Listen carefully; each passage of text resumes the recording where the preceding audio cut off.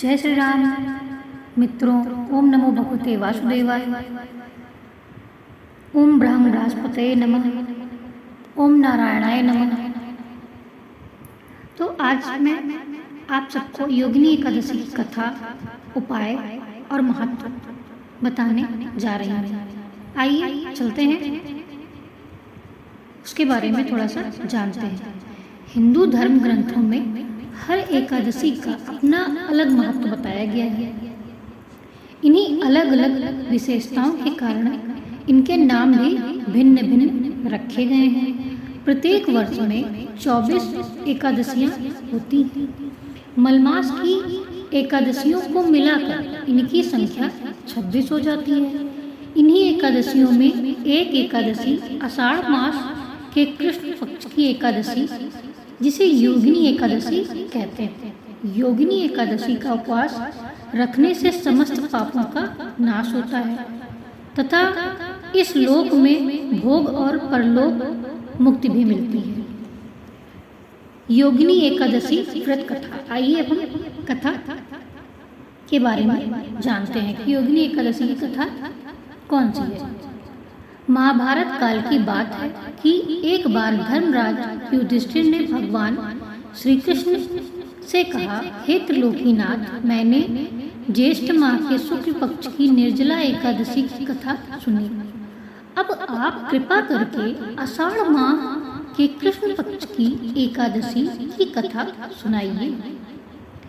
इस एकादशी का नाम तथा महात्म्य क्या है, सो अब मुझे विस्तार पूर्वक बताएं।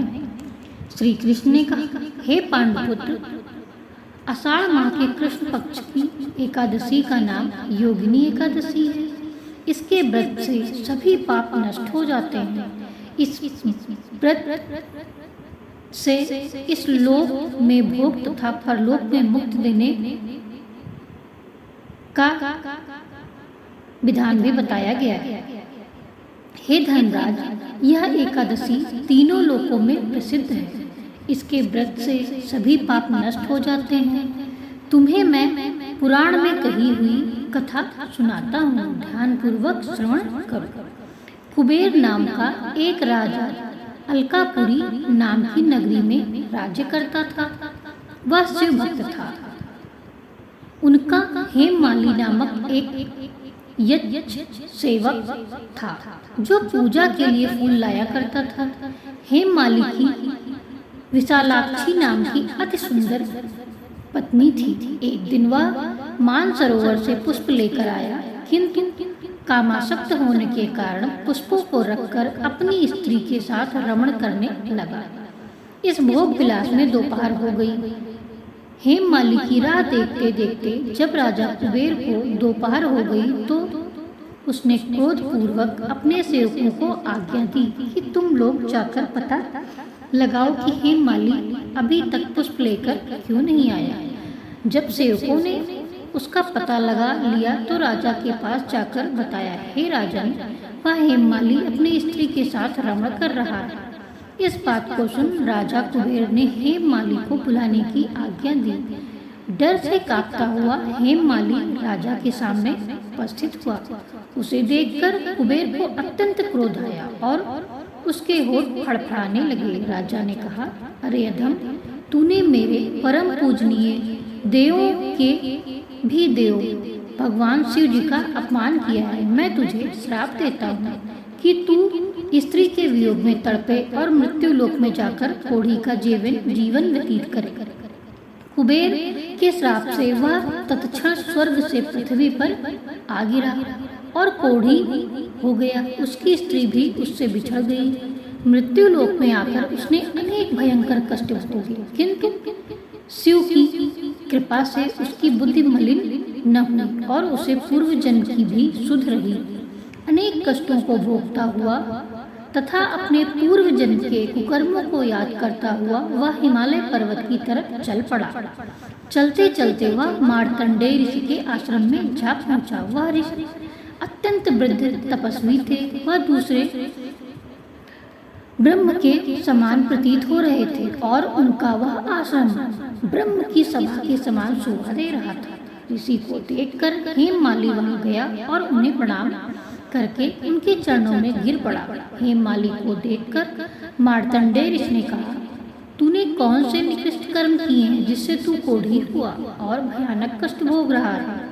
महर्षि की बात सुनकर हेममाली बोला, हे मुनिश्रेष्ठ, मैं राजा कुबेर का अनुचर था। मेरा नाम हेममाली है।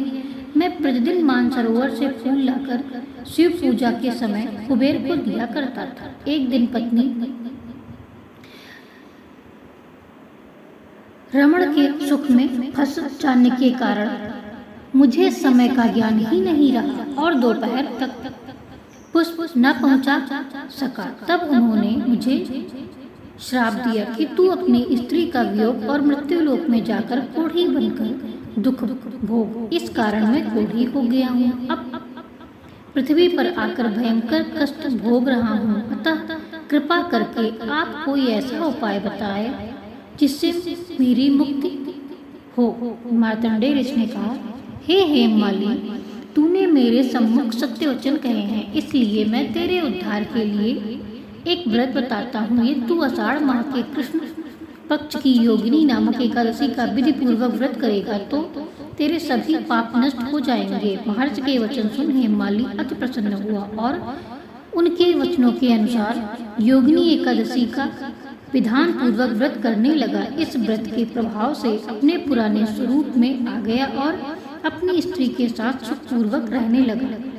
भगवान श्री कृष्ण ने कहा, हे राजन, इस योगिनी एकादशी की कथा का फल 88,000 ब्राह्मणों को भोजन कराने के बराबर है। इसके व्रत से सभी पाप नष्ट हो जाते हैं और अंत में मोक्ष प्राप्त करके प्राणी स्वरूप का अधिकारी बनता है। तो आइए अब हम योगिनी एकादशी के कुछ उपाय के बारे में जानते हैं कि हमें उस दिन कौन कौन से छोटे छोटे उपाय करके अपना कुछ अच्छा काम कर सकते हैं। तो योगिनी एकादशी के दिन हमें पीले वस्त्र धारण करें। योगिनी एकादशी के दिन अगर कैरियर में हमारी समस्याएं चल रही हैं तो पूरे भक्ति भाव के साथ माँ लक्ष्मी और भगवान नारायण की पूजा करें। इसके अलावा नारायण कवच का पाठ करें। साथ ही ध्यान रखें कि इस दिन पीले वस्त्र धारण करें। इस उपाय से भगवान विष्णु आपसे प्रसन्न होंगे और व्यक्ति को धन धान्य प्रदान करेंगे। योगिनी एकादशी के दिन तुलसी की पूजा करें। इसके अलावा योगिनी एकादशी के दिन तुलसी माता का श्रृंगार करें, उन्हें चुनरी अर्पित करें। ऐसा करने से व्यक्ति पर भगवान विष्णु की विशेष कृपा बरसेगी और कामकाज में आ रही बाधा भी दूर होगी। आइए अब तीसरा उपाय जानते हैं। पीपल में जलाएं दीपक। योगिनी एकादशी के दिन पीपल के पेड़ की पूजा जरूर करें, उसके नीचे दीपक जलाएं। मान्यताएं है कि पीपल के पेड़ में भगवान विष्णु और माता लक्ष्मी का वास होता है, इसलिए योगिनी एकादशी के दिन पीपल के पेड़ के नीचे घी का दीपक जलाना चाहिए। पीपल के पेड़ को अर्घ देना चाहिए, उसकी आरती करनी चाहिए। इससे हमें सुख समृद्धि की प्राप्ति होती है। तो फिर से बोलिए विष्णु भगवान की जय।